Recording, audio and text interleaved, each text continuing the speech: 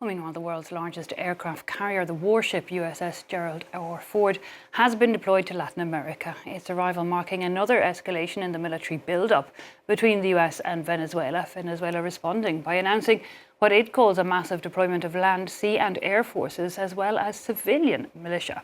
Colombia, for its part, has suspended its exchange of information cooperation with the United States due to strikes on drug vessels in the region. Since early September, the United States has bombed some 20 boats in the area, killing at least 75 people. From Washington, our correspondent Fraser Jackson tells us more.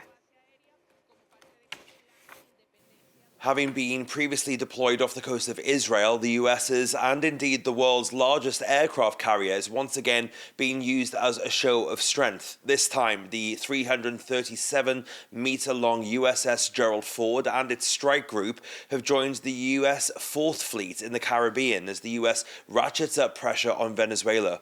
The move was ordered weeks ago by President Donald Trump and comes after at least 19 strikes on boats that the US claims were carrying drugs bound for the US market without publicly providing evidence.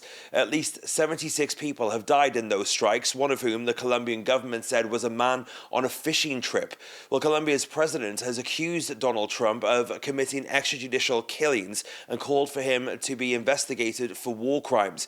On Tuesday, Colombia suspended intelligence sharing with the US as well. But really all eyes have been on Venezuela and its president Maduro, who's accused the US of trying to bring about regime change in the country, despite Donald Trump claiming that his actions are part of his war on drugs. Maduro has accused the US of fabricating a new war, even calling the US's increased naval presence the greatest threat our continent has faced in the past 100 years. Well, in response, Maduro is mobilizing a vast number of forces across land, sea, and indeed the air to respond to the US's posture.